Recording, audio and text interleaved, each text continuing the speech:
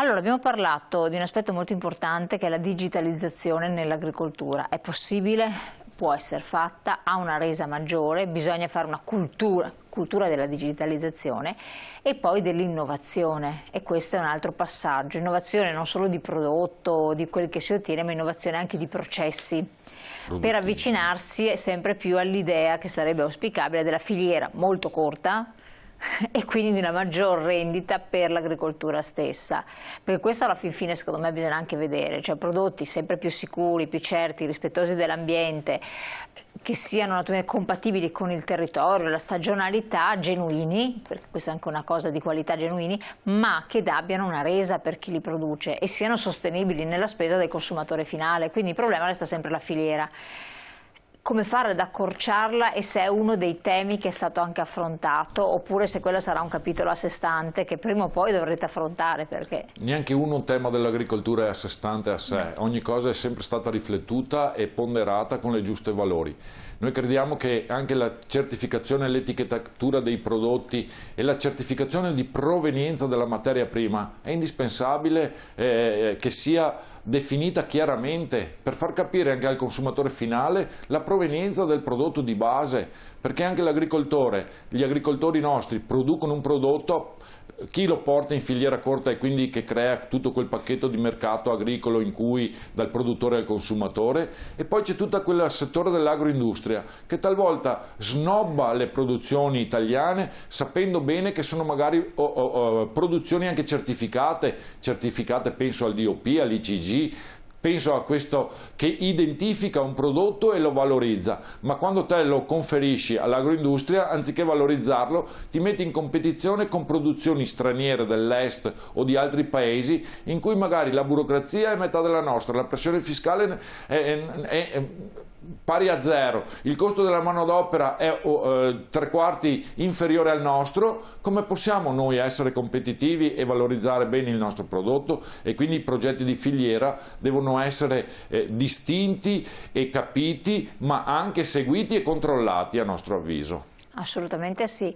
Ci sono degli aspetti in modo particolare in questo recovery plan che poi dovrebbe arrivare, che possono interessare direttamente la realtà agricola in modo strategico, quindi proprio che potrebbero fare il cambiamento e quindi su cui voi dovete insistere a livello nazionale più che mai, perché le regioni avranno ben poca voce in capitolo, credo. Saranno i settori che avranno voce più che le regioni. Per non farla lunga tanto nelle chiacchiere, io penso che tre sono i temi strategici in cui noi possiamo mettere in campo con il recovery plan. Pensiamo che abbiamo l'opportunità di usare 220 miliardi di euro per far crescere la nostra, dovuta alla crisi del Covid sicuramente, ma che possiamo utilizzare per tutte le categorie, ma in cui dobbiamo soffermarci a capire quale importanza hanno ognuna di queste categorie, quanto indotto può portare, quanta ricchezza può portare l'investimento in quel tipo di categoria. Per non dimenticare, perché i soldi arrivano, però serve la progettualità in cui il 37% lo dobbiamo investire in tutto quel processo di New Green Deal, cioè di rispetto dell'ambiente, del verde, i cambiamenti climatici e quant'altro. Il 20% lo dobbiamo investire nel digitale. Pensiamo che l'agricoltura non è che la facciamo in Prato della Valle, la facciamo nelle aree periferiche del paese, e adesso magari qui siamo nella pianura padana in cui la digitalizzazione e la banda larga può anche arrivare, ma se pensiamo che i 2/3 del territorio nazionale è collinoso e montuoso, non è che con facilità arriviamo nelle Marche dove magari devi attraversare 3 montagne e portare la banda larga, cioè quindi l'avvicinamento anche delle aree periferiche a far capire al cittadino l'importanza del cibo e del lavoro agricolo e magari il perseverare le rive, cioè gli alberi, le alberature che fanno ossigeno, che trasformano l'anidride carbonica. Deve essere cosciente anche il cittadino di queste necessità. Poi la viabilità è un'altra cosa importante, perché chi abita a Canicattì, cioè a Canicattì in senso metaforico voglio dire, però deve raggiungere la città, cioè anche lui, e a sua volta il cittadino che vuole vedere le aree periferiche. La viabilità è un'altra cosa importantissima e noi del mondo agricolo siamo pronti a sostenere queste battaglie per valorizzare il settore e dire che l'agricoltura non è che ha la ricetta per risolvere tutti i temi e tutte le problematiche che ci sono oggi in campo. campo, però può essere uno di quei punti di partenza per creare un volano di economia sostenibile che da adesso in poi dovremo mettere in campo con gli obiettivi che anche la Comunità Europea ci mette in campo.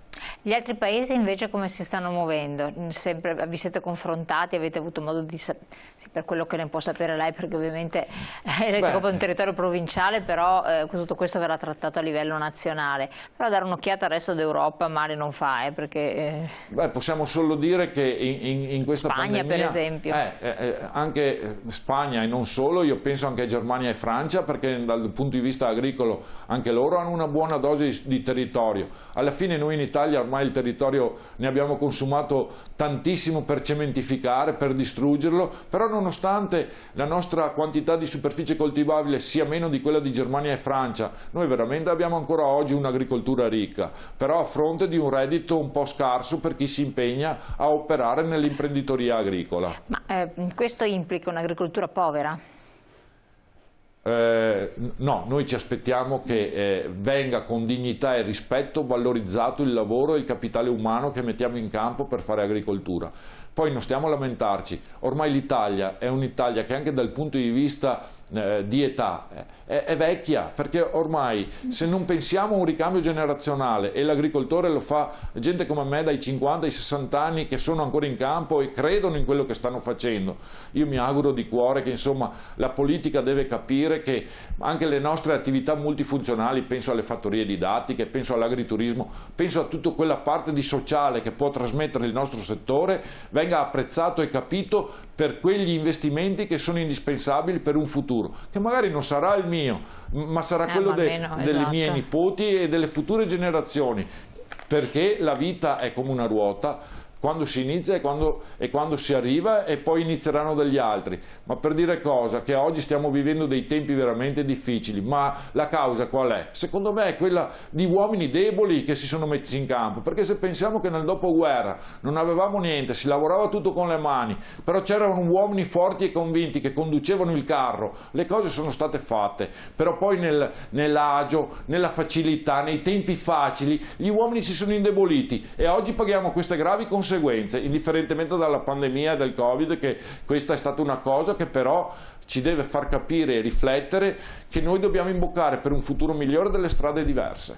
Ecco, tra queste il Presidente nazionale sottolineava l'accento nel cercare dei progetti, di attuare dei progetti condivisibili tra le categorie, cioè agricoltori, artigiani, commercianti, la cosiddetta a volte filiera che qua si è inceppata a causa appunto del Covid e della pandemia, che ha bloccato, quindi ha danneggiato ciascun componente della filiera, tra virgolette, qua in senso positivo la filiera. Ma certo, ma noi qui a Padova non possiamo dire, cioè questa problematica nella nostra provincia non esiste, perché noi con la Camera di Commercio e tutte le altre attività riusciamo a far squadra e condividere anche dei percorsi di crescita unitari. Questo è bello. Io spero che questo messaggio lo si riesca ad esportare anche in altre province, in altre regioni e anche a livello nazionale. Se non altro a livello regionale, non so se ci sia questa condivisione pure. C'è, però c'è sempre io sono un po' più bravo, davanti c'è l'industria, dall'altra parte gli artigiani.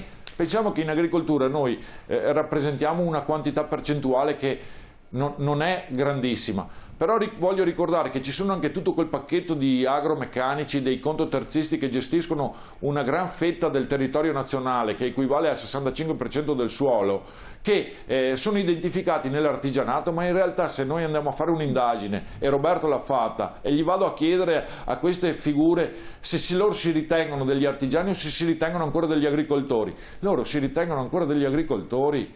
E allora, però insieme, io non è che voglio personalmente dire venite che vi facciamo riconoscere agricoltori anziché artigiani, però insieme dobbiamo fare un percorso condiviso, perché l'agricoltura quante cose belle fa, custodisce il territorio, ha la possibilità di portare il turismo, ha possibilità di mettere in campo delle peculiarità culinarie dei vari territori, importantissime, e queste fanno la differenza. Oggi, per vincere la battaglia della crisi bisogna riuscire a distinguersi e noi abbiamo la potenzialità di farlo, noi siamo italiani.